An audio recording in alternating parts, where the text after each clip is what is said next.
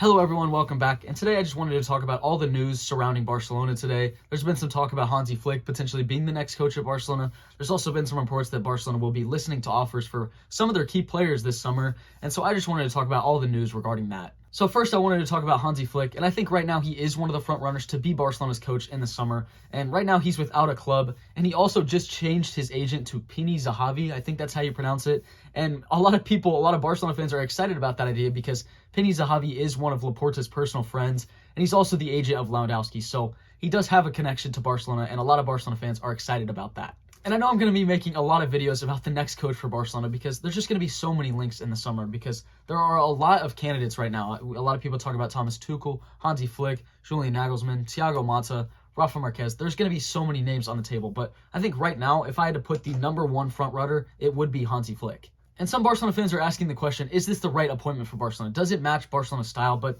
honestly, right now, I think Barcelona's style, it does need a revamp, and it needs a reality check, maybe going into 2024, because just the way that they've been playing in the last couple of years, it's just not been good enough. And Barcelona, in terms of European competitions, they have not found that much success. And I think they do need a revamp. They need a change in style, and maybe Hansi Flick would be the one to bring that. And with the reports coming out today that Hansi Flick's new agent is Pini Zahavi, I think that's how you pronounce his name, who of course is a close friend of Laporta, I think it brings him even closer to Barcelona than he already was. And the situation that Barcelona are in right now, I would classify that as a rebuild. I'm not expecting Barcelona to go win the Champions League next season, but given the squad that they have, they of course have to be playing better. And I just hope that we see Barcelona building towards something. We see an improvement in the way that they've been playing. And with Xavi this season, it's just gone downhill. And so, of course, Barcelona do need a new coach.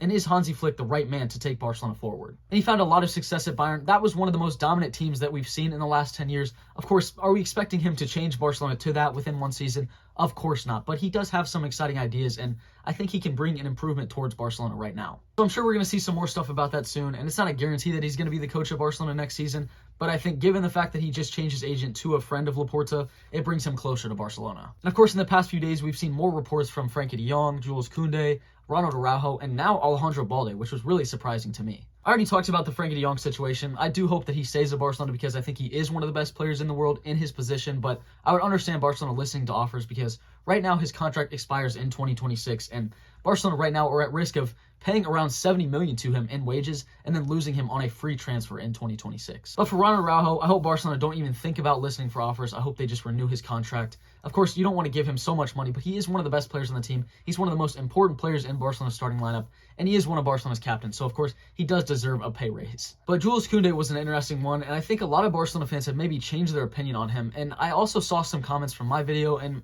I did understand what you guys were saying because Jules Koundé, he has been very inconsistent this season, and I think he was one of the most important players in Barcelona's backline last season, but this season he's just had a really difficult year. And Jules Koundé for $50 million, I do think it was the right signing for Barcelona at that time, but I saw somewhere on Twitter that another club would be offering maybe 60 to 70 million for him. And if Barcelona do get that offer, 70 million for Koundé, would you take it? In my opinion, I would definitely be thinking about it. And for the past year and a half, he has not been able to nail down a starting center back spot for Barcelona, and he has complained about the position that he's playing, but I think for a lot of Barcelona fans, the right back position might be his best position, and I don't know if Barcelona fans do see him as a starting center back for Barcelona in the future. And at Sevilla, he was one of the most promising center backs in La Liga, and I think when Barcelona did sign him, it looked like they had cemented a starting center back for Barcelona for years to come. And he's definitely had a few runs of games where he's really struggled for Barcelona at the center back spot, and I think when you have Ronald Araujo and Cubarsí coming up, and Inigo Martinez looks likely to stay, and if Barcelona keeps Christensen, I think Koundé would be one of the players that possibly leaves in the summer. And right now, it's between Christensen and Koundé, and if Christensen can cement himself as a defensive midfield option for Barcelona while also being able to play center back, he might be a more valuable profile than Koundé would be for Barcelona.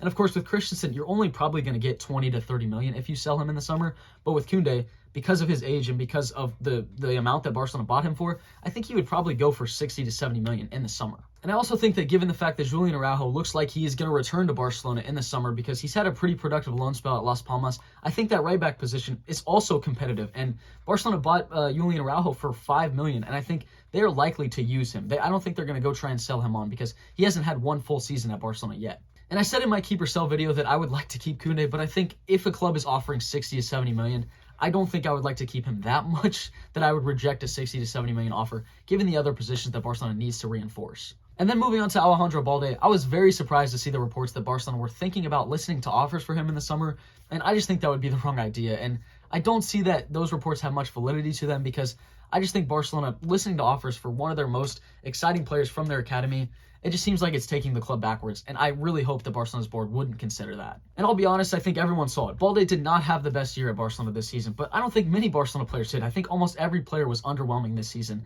And Balde's role, just given this year and how important he was last year, of course, it did go down a little bit. But he's still the future of the club. He's still the future left back of the club, in my opinion. And I think he would have to have 2 or 3 seasons where he's continuing to underperform that I would think about Barcelona listening to offers for him, because you just have to invest in your youth. You have to invest in the academy. And I think Alejandro Balde, given the season that he had last year, you saw how much potential he holds and how important he is for Barcelona. I wouldn't consider offers this summer. And then also more reports on the squad. It seems like João Felix and Ferran Torres are both out for the first leg of the game against Napoli. It's obviously pretty disappointing because I think they were both showing moments of brilliance, and Ferran Torres was in his best run of form as a Barcelona player.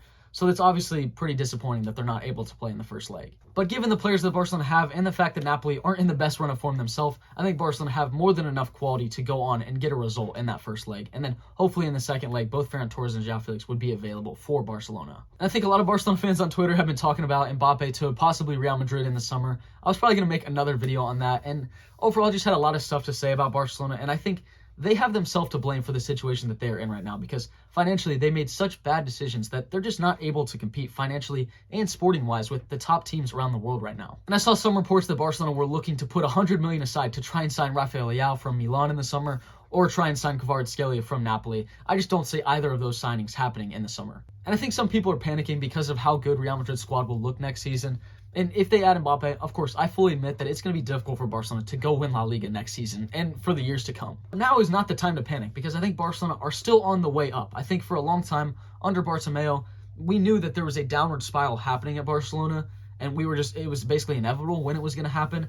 But I think Barcelona right now, as long as they make smart signings, as long as they don't go make rash financial decisions that are going to take the club into turmoil, I think Barcelona are okay right now. Trust the academy, make smart signings, and everything else will come. And I'm going to try and make one video a day about the Barcelona news, and if Barcelona have a game, I'll talk about the game coming up. But I think for the news today, a lot of it was around Hansi Flick. A lot of the talk was around Mbappe signing for possibly Real Madrid, or probably Real Madrid.